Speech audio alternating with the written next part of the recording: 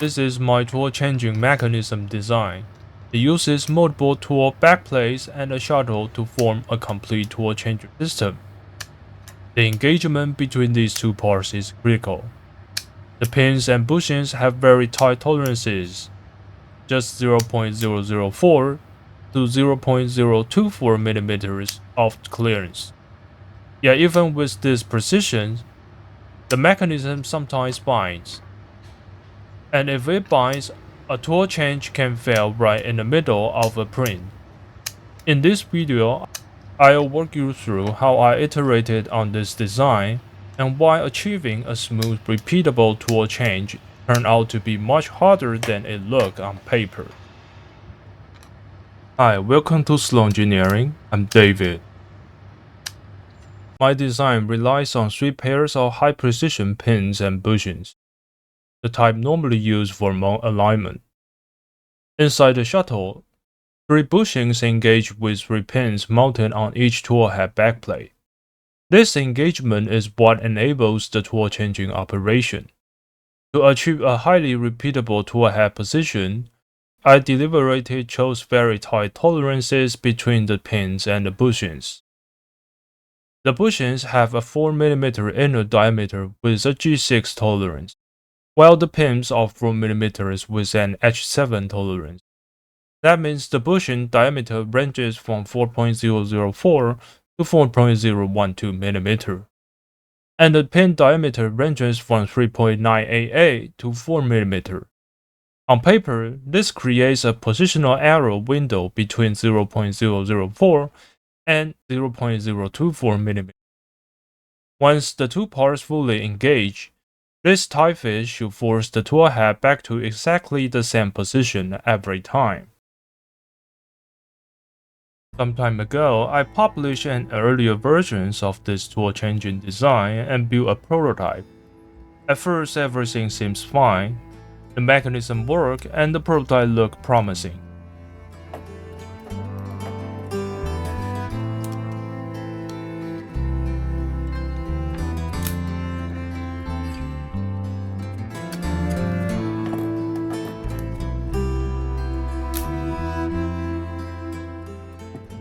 But when I tried to build a second tool backplate for another tool head, problems started to appear. The pins on the new backplate didn't slide smoothly into the shuttle bushings. Even worse, pins from the first backplate, which initially appeared fine, began falling out after repeated engagement cycles. Either of these issues could cause a tool change to fail during printing. That's when I realized I didn't just have a design problem, I had an assembly problem.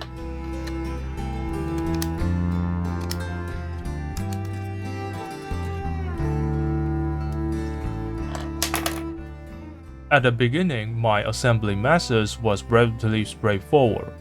After rimming the printed holes, I pressed the bushings into the shuttle, then used those bushings as references to clamp the pins between the shuttle and the backplate.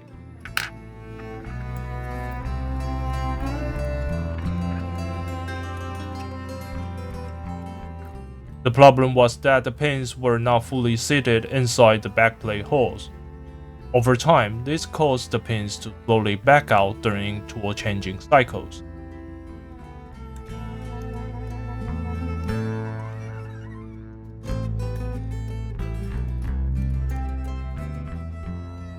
To address this, I redesigned the system to use longer pins, increasing how much of each pin was retained inside the backplate.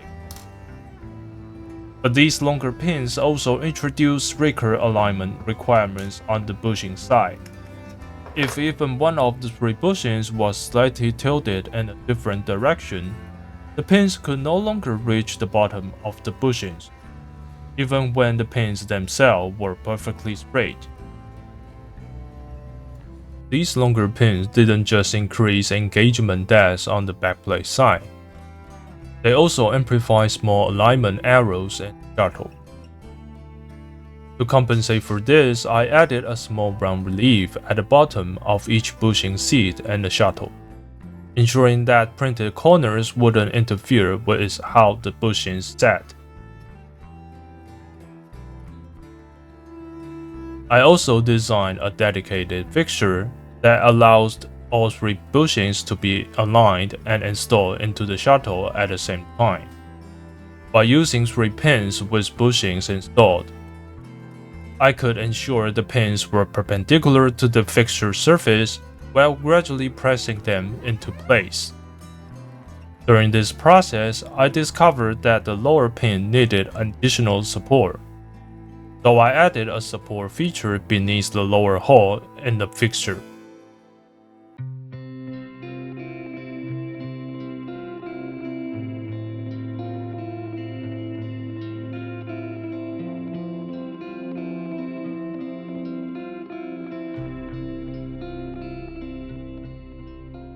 Once the pins were secured, I installed the bushings and clamped them into the shuttle.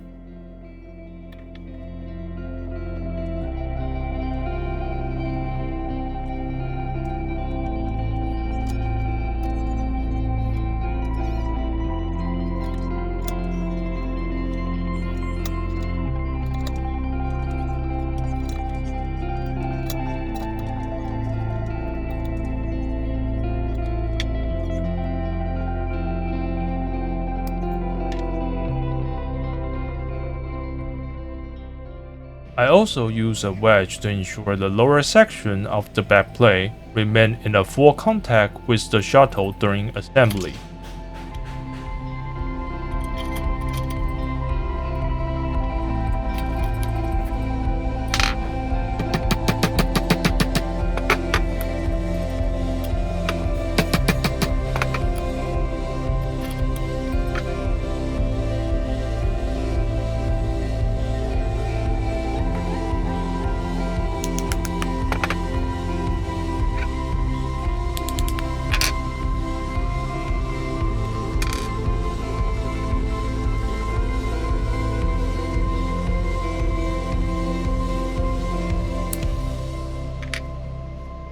At this point, I was confident these changes would solve the problem.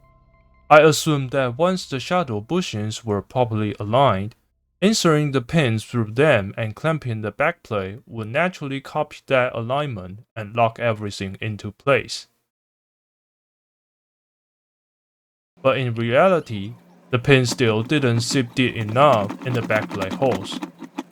And when I tried hammering them further down, the sliding motion during engagement still felt abrupt and inconsistent.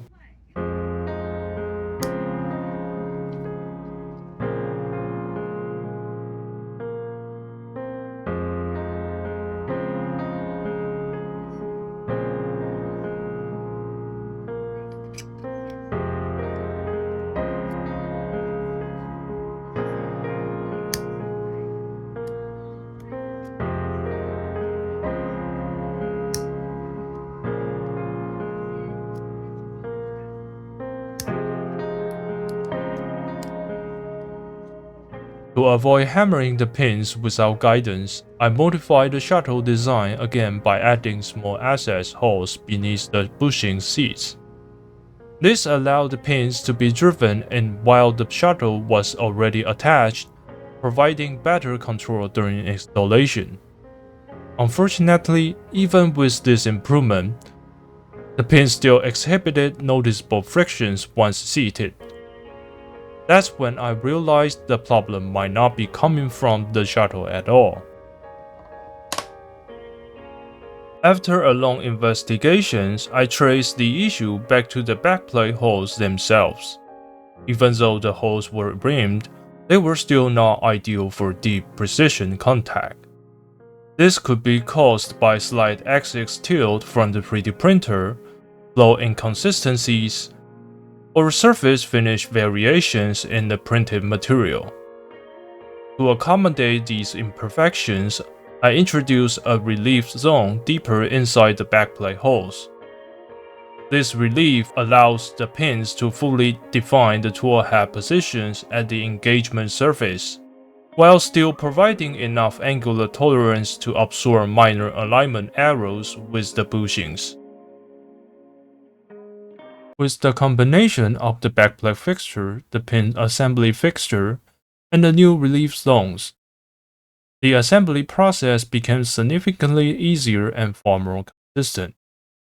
The tool backplates now engage smoothly, and the system behaves the way it was originally intended.